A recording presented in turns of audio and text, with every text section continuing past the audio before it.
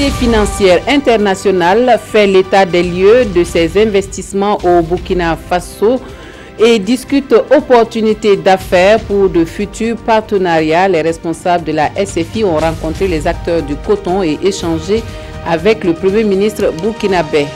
Double attaque ce mercredi au Parlement iranien et au mausolée de l'Ayatollah Khomeini à Téhéran. Bilan 12 morts et près d'une cinquantaine de blessés. L'attentat est revendiqué par l'État islamique. Bonjour à tous, merci de nous rejoindre pour les actualités de la mi-journée sur la télévision de Burkina. Un excellent appétit si vous êtes à table.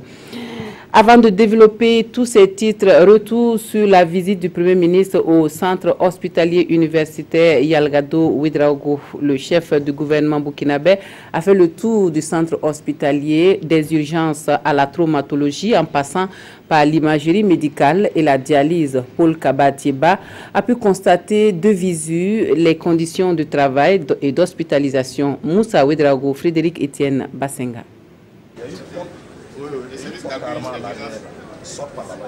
C'est une infrastructure à problème que le Premier ministre Paul Kabatieba a visité. Aux urgences, ce sont des salles exiguës, dépassées que le Premier ministre arpente. À côté des malades et accompagnants couchés, à même le sol par manque de lits, le Premier ministre s'informe. Après les urgences, Paul Kabatieba met le cap sur l'imagerie médicale.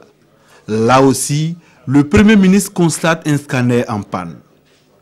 À chaque endroit, le Premier ministre écoute le corps médical et encourage les patients, comme ici dans le service de néphrologie et d'hémodialyse où plusieurs patients se font dialyser. Le Premier ministre visite aussi la traumatologie où il apporte son soutien à des blessés obligés de rester couchés dans le couloir. Après près d'une heure de visite, c'est un Premier ministre édifié qui entend changer la donne. L'hôpital a été construit depuis le début des années 1960, en 1961 précisément, et il ne répond plus aux besoins. Il ne répond plus aux besoins des populations en tant que telles, parce que ses capacités d'accueil et les infrastructures qui sont également ici méritent d'être rénovées, méritent une certaine évolution. Mais nous avons pu nous en rendre compte en visitant les différents services. Nous avons vu les conditions dans lesquelles les soins sont dispensés. Alors tout cela demande des réponses d'urgence au niveau de l'équipement de l'hôpital, du matériel à mettre en œuvre, également de tout ce qui concourt à assurer des soins de qualité à nos compatriotes. Pour Paul Kabatieba, ce n'est pas un vain mot. Des réformes seront faites pour rénover le système de santé du Burkina et partant de transformer le centre hospitalier universitaire Yalgado Ouedraogo en une référence. Et dans l'après-midi, il y avait dans l'agenda de Paul Kabatieba cette séance de travail entre le chef du gouvernement burkinabé et la Société financière internationale. Les échanges ont porté sur le financement du secteur privé. Les domaines de l'agriculture, l'énergie ou les infrastructures offrent des opportunités d'investissement pour la SFI. Des précisions avec Daouda Ouattara et Ismaël Diloma Sirima. S'appuyer sur le secteur privé pour insuffler un développement réel au Burkina. L'idée est au cœur de cette rencontre entre le gouvernement et la Société financière internationale. Avec le gouvernement, la délégation de la SFI a parlé des possibilités de coopération et de financement des projets porteurs du secteur privé au Burkina. Nous avons communiqué au Premier ministre et au gouvernement la volonté de la SFI de renforcer son engagement dans le Burkina Faso dans les années qui viennent de manière significative. On a échangé des vues sur les différents secteurs, des opportunités pour le secteur privé, mais aussi pour le secteur public de s'engager et de contribuer au développement du Burkina Faso. Au cours de cette séance de travail entre le gouvernement et la SFI, plusieurs domaines d'activité ont été abordés. Ce que nous avons obtenu avec la SFI, c'est un engagement très fort à soutenir le secteur privé dans les secteurs qui ont été évoqués, le secteur de l'énergie, le secteur des infrastructures, le secteur de l'agriculture, le secteur des miniers et même dans tous les secteurs. Et ça, c'est très important d'obtenir des engagements aussi forts de la part de la SFI et son engagement vraiment à soutenir la mise en œuvre du plan national de développement économique et social. Cette rencontre avec la SFI s'inscrit dans l'un des axes du PNDS qui entend faire du secteur privé un levier de développement au Burkina Faso. Et avant cela, les responsables de la Société financière internationale ont visité les usines de transformation du coton à Bobo-Dioulasso. Une occasion pour les responsables de la SFI de faire le point des investissements de la société au Burkina Faso et discuter avec les acteurs de la chaîne coton sur les nouveaux partenariats. Drissa Traoré, Mireille Carole Touma. Le vice-président pour l'économie et le développement du secteur privé de la Société financière internationale sur les traces du coton burkinabé.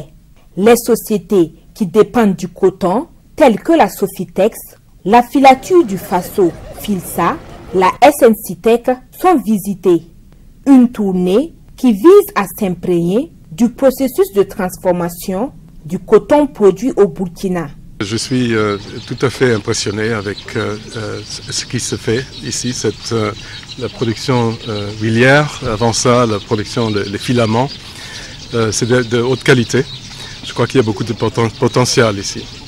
La Société financière internationale est dans la dynamique d'accompagnement de la Sofitex pour les innovations technologiques, notamment dans le domaine agricole, où nous sommes aujourd'hui en phase d'expérimentation de ce qu'on appelle des bassins pour l'irrigation d'appoint. Les structures visitées espèrent donc tirer profit en renforçant leur partenariat avec la Société financière internationale. Nous, on pourra discuter avec eux donc, sur des opportunités de financement qu'on peut avoir, en particulier pour des investissements, puisque les banques ici nous financent relativement correctement, il n'y a pas de soucis sur les moyens termes, les courts termes, mais peut-être qu'avec la SFI, on pourra avoir des financements qui soient à plus long terme, pour des gros investissements, des investissements lourds à venir. La Société financière internationale est un membre du groupe de la Banque mondiale. Son objectif est d'appuyer le secteur privé au sein des pays émergents. Et puis cette réflexion qui se mène à Ouagadougou sur les modèles d'affaires pour les prestations de services financiers s'engageant dans la finance digitale. Il s'agit là de tout ce qui touche au numérique et aux transactions via le téléphone mobile. Opérateurs de téléphonie mobile, institutions financières et autorités en charge de la réglementation du secteur financier explorent donc ces nouvelles donnes d'affaires. Nous suivons Jean Zongo, Yolande Lompo. À la faveur de la mise en œuvre des programmes d'inclusion financière du Fonds d'équipement des Nations Unies, opérateurs de téléphonie mobile et institutions financières sont à l'école de la finance digitale. La finance digitale consiste essentiellement à s'appuyer sur les moyens de paiement avancés et électroniques pour pouvoir offrir des services financiers. Et dans le cadre de la finance inclusive, c'est surtout vraiment inclure les personnes qui n'avaient pas accès aux services financiers ou bien à la large gamme des services financiers formels et les inclure pour qu'ils puissent bénéficier de ces opportunités. L'inclusion financière est la plus faible parmi les pauvres. Et en s'appuyant sur la finance digitale, il compte amener les services financiers plus proches des populations à la base et créer par la même occasion une certaine concurrence pour répondre aux besoins des clients. Avec la finance digitale, mes clients, désormais, ils vont dépenser moins puisque ils ne sont pas obligés de se déplacer dans nos guichets pour toutes les transactions financières qu'ils auront avec nous. Disposer cependant de sa propre plateforme nécessite quelques sacrifices. Une base de clients assez élevée et des ressources humaines qualifiées. Au sortir de cette formation, ces institutions seront à même de choisir le meilleur modèle d'affaires sur la base d'une évaluation de l'environnement, de leurs objectifs ainsi que de leurs capacités internes.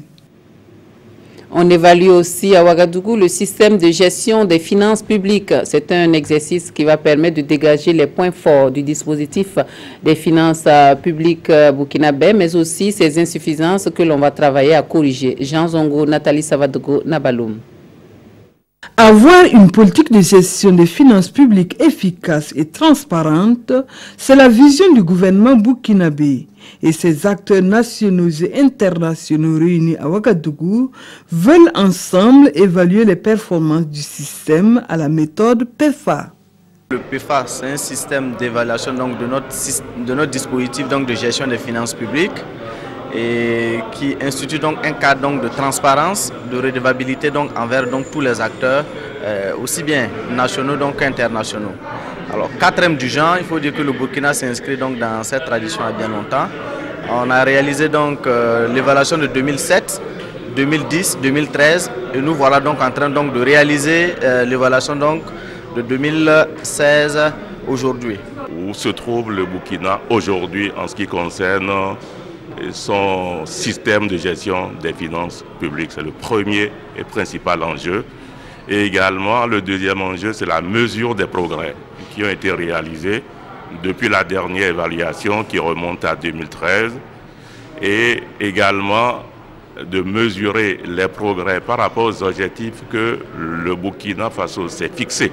Ces experts vont collecter toutes les données nécessaires, les analyser afin de diagnostiquer les points forts et faibles du système de gestion des finances publiques.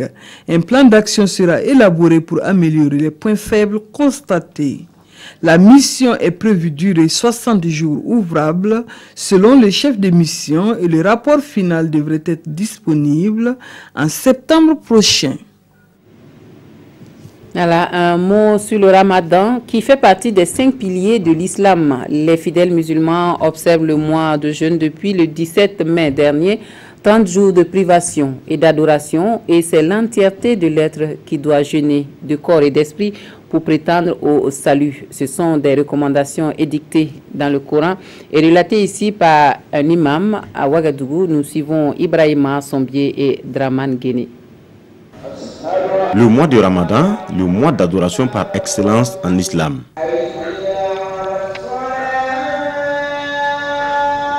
C'est le mois qui a le mérite de réveiller la ferveur religieuse, même chez les plus hésitants.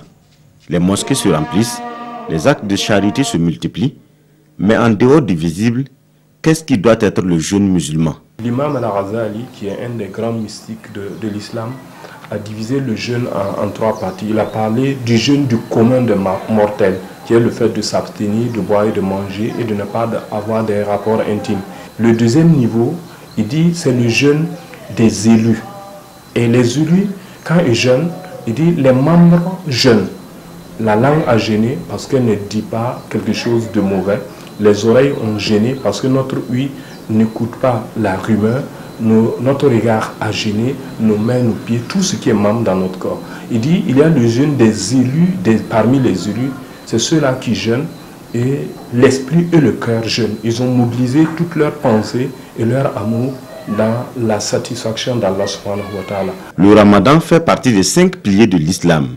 Il est donc obligatoire pour tout musulman âgé d'au moins 15 ans, âge de la majorité en islam.